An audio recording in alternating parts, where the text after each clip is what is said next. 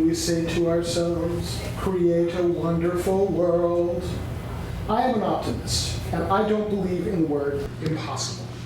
We can solve our biggest problems, and business has a role to play and a profit to make by doing so. When you say impossible to me, you are waving the red flag in front of the bull. I love what Ella Baker said here about impossibility not being a declaration, but a dare. You start by getting rid of your treasured assumptions. Until about 200 years ago, there was an assumption that humans would never go faster than the fastest horse. Well, the International Space Station, 17,500 miles per hour. Wow. We used to think that in order to have energy, we had to dig it up out of the ground and burn it. We don't have to. There is more solar radiation falling on the Earth every single hour than we use in a year. The next step in this process is to think about where you want to end up and then work backwards to figure out how to get there. Steve Jobs didn't say anything about inventing a better Walkman. He said, I want a device that will put 1,000 songs in a pocket. That was the iPod. Thomas Edison was asked by a reporter, how did it feel to fail 10,000 times before you invented the light bulb? And Edison responded, it didn't fail. It was a 10,000 step process. And from the prison cell on Robben Island, where he was serving a life sentence, Nelson Mandela not only could envision a free South Africa, but one built on not retribution, but reconciliation. I want to tell you about an impossible project that I was directly involved with. One day in November 1999, I was reading my local newspaper, the Daily Hampshire Gazette of Northampton, Massachusetts, and lo and behold, there was an article on page 1 about a plan to put 40 trophy homes, 40 McMansions, on the next hill over from this. This is Skinner State Park, also known as Mount Holyoke, with the Barstow Farm in front of it as viewed from my yard. So this project was 2 miles north of my house. And I thought to myself, well, that doesn't make a lot of sense. That's not a good place to put a project like that. And then I read further into the article, and they interviewed 3 or 4 experts who all had variations on, oh, this is terrible, but there's nothing we can do. Well, there it is, the red flag in front of the ball.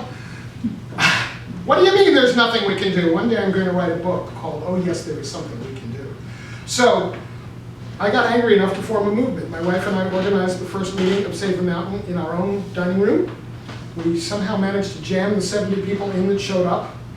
And we thought it would take us about 5 years to defeat this project, and it would just be enough of a thorn in the side of the developer that it would eventually go away. Well, we had, counting people who did something like sign a petition, put up a lawn sign, or a bumper sticker, we had thousands of people involved. There's only 5,000 people live in town. We had, everywhere you looked, we were there. Farmers markets, letters to the editor, whatever it was, public hearings, 400 people coming out to a public hearing, and oh my goodness. In 13 months flat, we won. We let them build 2 houses at the bottom. So, as somebody who'd been doing marketing for a very long time by that time, and as somebody who had really been doing a lot of community building and community organizing over my life, I started thinking, well, if we did so well using everything I know about community organizing and marketing to save this mountain, maybe I should look at my career again and think about what kinds of businesses I want to be doing marketing for. And I started moving in the direction of being a marketing firm for businesses. And then after doing that for a decade or so, I started to think, well, okay, that's all well and good, but shouldn't we be looking at these larger issues? Shouldn't we want to look at the world we really want to get to? And how do we get there? Working backwards. So that's when I came up with the idea of Business for a Better World. And really, I see the focus as making 3 key shifts: turning hunger and poverty into sufficiency, war into peace, and climate catastrophe into planetary balance. It shouldn't be any harder than inventing the iPod, after all. But it's all about the framing.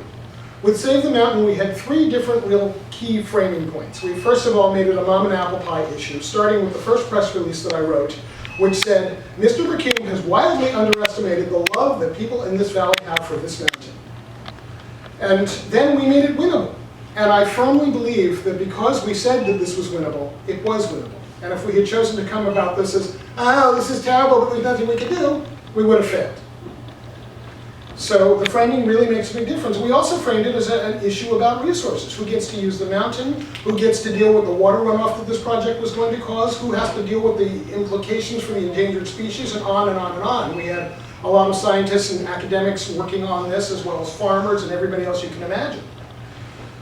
So the thing we add with Business for a Better World, we have the same 3 points plus one more, and that is that business can profit by doing this work. How? Well, here are 3 among the many ways. Number 1, you have more loyalty and more productivity from your employees, your suppliers, your customers. You have higher profits because your costs go down while your revenues go up. And what's really cool is you get to develop whole new markets, because when you bring people out of poverty, you empower them to become your customer.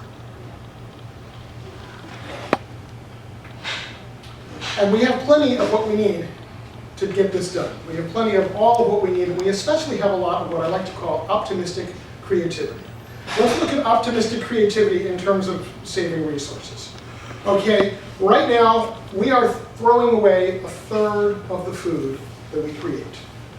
Just restaurants, just in the United States, are throwing away 134 million pounds of food every day. You cannot tell me that there's a food shortage with these kinds of numbers. You can tell me that there's a distribution problem, and I'll believe you, but there is no shortage. Similarly, we can look at every aspect of our society, and we can look at, for example, how this particular carpet factory interface plant of theirs in China, of all places, yanked out the curvy, narrow pipes that you see in the picture, or ones like them, and put in big, wide, straight ones. The gain in energy savings from reducing that friction reduced 92% of the energy they were using in that process. They were able to get rid of a whole lot of pumps, a whole lot of valves, and make the whole thing simpler. Let's look at that creativity in terms of saving water, a very, very precious resource. Most people in the United States brush their teeth like this. Water on, full force, wet the toothbrush, add the toothpaste brush, water still running. No, don't do it. I'm sure people here know that they can do it this way. You turn on the water just a little bit, turn it off again, your toothbrush is wet, you add the toothpaste, you brush, you turn it on again to rinse and turn off. You have used spoonfuls of water instead of gallons. So when all of you listening and watching go out and tell your friends how to brush their teeth the right way, you can claim credit for saving millions and millions of gallons of water for the rest of the lives of the people that you got to do that. Doing more with less has many, many different creative expressions. Here's one I just love. This was a woman in Texas who was a wheelchair user, and she got frustrated because in order to get anywhere, she had to call the Power Transit and on their schedule make an appointment to get the van to come and get her with the big V8 engine and the hydraulic lifts, and it was frustrating to her. So she invented something better, the kangaroo. Roll in, strap yourself in, drive off in your electric vehicle, and go right where you're going when you want to do it. A tool of personal empowerment for anybody in a wheelchair. These kids are holding something called the D-Light Lantern. This is making enormous change in many parts of Africa and Asia, because for about the price of a month or two's worth of kerosene, you can get these solar-powered LED lights. You can use them in situations where, first of all, you're getting more light than the kerosene ever gave you. Second, you're getting rid of all the toxic fumes from the kerosene. And third, you've completely eliminated the fire hazard, which is quite severe, and a lot of people have been injured or killed with kerosene lamp fires. So you've created kids who can work later on their homework and get better grades and maybe get better careers. Parents who can do a sideline business after hours because they now have enough light to see what they're doing. You have created with this one little $20 lantern a ladder out of poverty. And D-Light is making a very nice profit on these, thank you very much. Now, Amory Lovins, who you'll hear from later, he lives in a house in Snowmass, Colorado, which is just outside Aspen. Major industry of Aspen, of course, is skiing, which means it's cold there. Well, he doesn't have a furnace in his house, he doesn't need one. He doesn't have AC either. And he grows bananas in his sunroom, and when he spoke in this area several years ago, he reported that his residential electric bill was $5 a month. So, you have a situation where back in 1983, when he built his house, we knew how to build basically net zero houses. And one of the secrets to that is that he's got many parts of his house that serve multiple functions. So they eliminate a lot of redundant parts. There's one arch that does 12 different things. Think about smartphones, okay? Not only are you replacing a backpack full of devices, but think about the potential for smartphones as an empowerment tool. Think about a rice farmer in some place like Bangladesh. For years, this rice farmer has had one market for the rice. Somebody comes to the village, offers one low price, take it or leave it. Well, now, all of a sudden, this farmer who has never had a landline phone or a computer can pull out that smartphone, dial up the internet, and see what people are paying for rice 30 miles away, 50 miles away in the capital, or what the organic co-op a few villages away that is buying organic rice is paying. Like, oh, now that person has something to negotiate with when the rice merchant comes calling. There's a man named John Todd who's known as the Gossamer engineer, and his specialty is in modeling nature systems in human ways. So we all know about the cycle of compost and soil and vegetables. He looked at that and he thought, well, let's see. Let's put together some integrated, interlocking businesses in Burlington, Vermont, as it happens, a place called the Intervale. And let's see, we can make beer, and then with the spent grain from the beer, we can grow a nice mushroom crop.